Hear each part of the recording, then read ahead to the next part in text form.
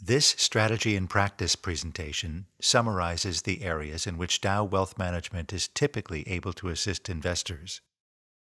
It provides an illustration of how we structure portfolios so that they have the potential to earn optimal returns. These investment principles guide all of our wealth management practice and are designed with four intended results: to protect the portfolio against an irrecoverable loss of principal, to protect its purchasing power against inflation, to improve its total potential return by careful selection of assets, and to be both operationally efficient and tax efficient. Let us show you how.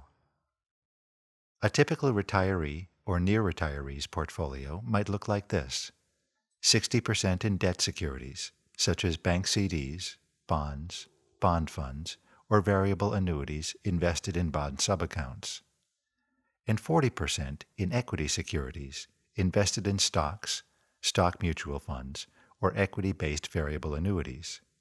Something much like this is often what we find in investors' portfolios when we first become acquainted. Several aspects of this portfolio design concern us and present opportunities to improve potential returns. Our first concern is the risk of an irrecoverable loss. Irrecoverable losses are all too common, with many investors never appreciating the risks inherent in their portfolios before they suffer an irreversible setback. There are two ways by which we can suffer an irrecoverable loss: from the loss of principal or the loss of our portfolio's purchasing power due to inflation. To guard against an irrecoverable loss of principal, Dow Wealth Management portfolios emphasize the ownership of high-quality securities. For equities, these are stocks of companies with strong balance sheets and strong income statements. For fixed income securities, we focused on the highest tiers of investment-grade issues. To guard against the loss of purchasing power, we recommend the ownership of equity securities and short-term fixed income securities. Unlike long-term issues, short maturities help ensure that the funds may be rolled over into higher-yielding securities if inflation accelerates and interest rates rise. Our second concern is unfavorable asset class allocation. Many investors' portfolios are limited by how they are allocated between low-return potential debt securities and high-return potential equity investments. As we work to minimize the risk of an irrecoverable portfolio loss in stock holdings by owning predominantly high-quality securities, one result may be the opportunity to significantly increase the ownership of that asset class. Such an asset class reallocation can be the biggest determinant of long-term portfolio success. Poor security performance is our third concern. From a return potential, a high-quality security does not necessarily hold the same promise as a growth stock. Many high-quality companies offer only limited returns for investors. To overcome this hurdle, Dow Wealth Management utilizes an academically based investment approach to identify securities that are both high quality and growth-oriented. That unique nexus of quality and growth underpins our portfolio management strategy. Finally, we are concerned about inefficient portfolio design. Although the sale of mutual funds and annuities has greatly benefited the financial services industry, it has come at a great cost to investors. Not only do such product investments typically underperform the markets in which they invest, but they often expose investors to higher taxes than a traditional portfolio of individually owned securities. The evidence is overwhelming that investors who have owned stocks and bonds directly have generally enjoyed far higher returns than those who have owned them via mutual funds and variable annuities. With its significant experience in direct securities investing and proprietary software to manage such accounts, Dow Wealth Management provides its clientele with this gold standard of portfolio management. When we combine these four areas of improvement: portfolio safety, asset class optimization, total return investing, and direct ownership of securities, we see that Dow Wealth Management portfolios significantly differ from the typical investor's portfolio. Our company's strategy and its ability to enhance returns are summarized in this last column. To the extent that debt securities are owned, Our clients' portfolios tend to hold high-quality, short-term obligations. That positioning obviously avoids stock market volatility, but it also minimizes security risk, inflation risk, and interest rate risk. This provides the ultimate in safety. The stock holdings in our clients' portfolios are highly biased towards high-quality issues, allowing a much greater allocation to this asset class. These holdings are further focused on growth issues for their appreciation potential. As well, the stocks are directly owned by our clients in private accounts for both operational and tax efficiency.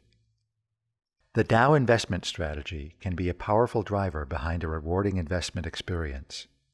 By adhering rigorously to this comprehensive discipline, our client portfolios have successfully navigated economic downturns while significantly benefiting from periods of rising markets. One of the key principles of the Dow Wealth Management investment strategy is the unique combination of a high-quality equity discipline with a growth stock discipline. Understanding this principle is essential to understanding how our investment strategy seeks to drive performance while minimizing risk. In this illustration, we see that within the universe of all possible stocks, only a select few meet well-accepted quality criteria. By these criteria, just 25% of the stocks in an S&P 500 index fund, or ETF, are of high quality. Similarly, Dow Wealth Management uses fundamental analysis to identify those companies that have above-average growth potential.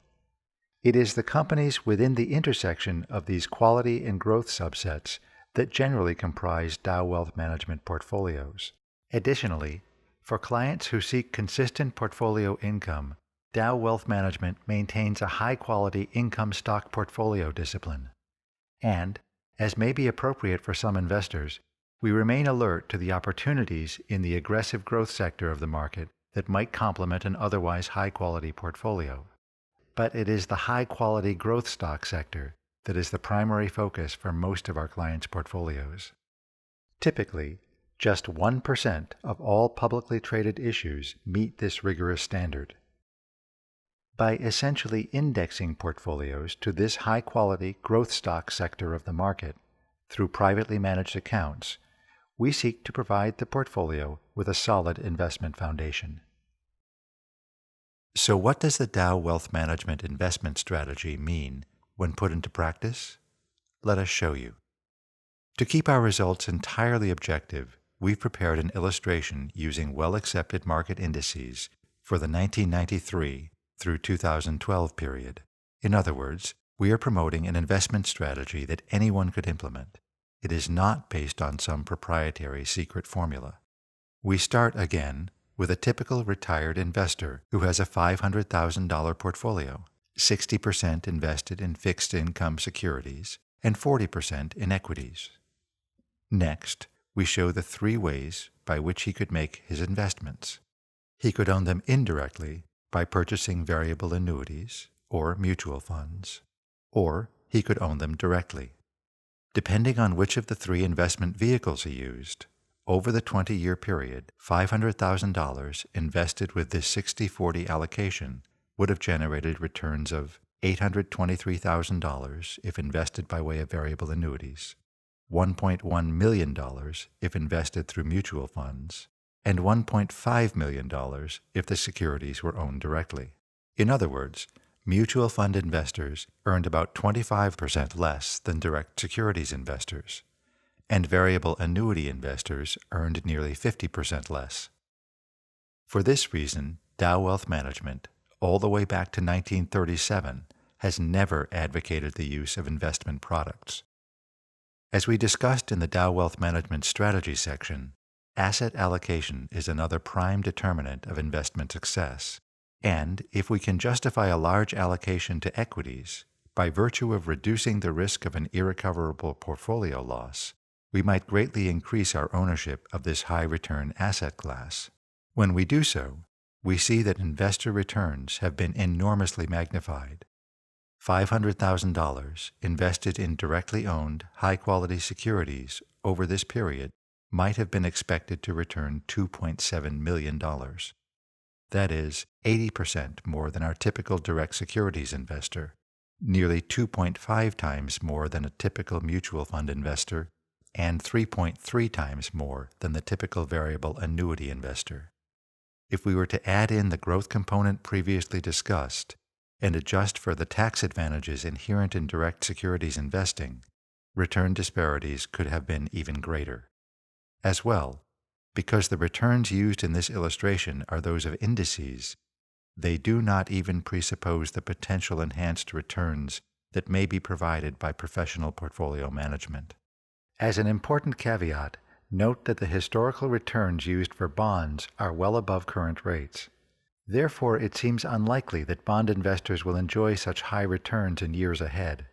In fact, they should expect to suffer losses when interest rates rise. In our view, then, mutual funds and variable annuity investment products are far from optimal for their buyers, and even direct securities investors may significantly improve their returns by adhering to relatively few principles of investing. We invite you to browse our website at dow.us to learn more about the fundamentals of sound investing. If you have investment questions that require personal attention, or wish to inquire about Dow Wealth Management as the manager for your portfolio, we would welcome your call. Thank you, and we wish you every success in the management of your portfolio.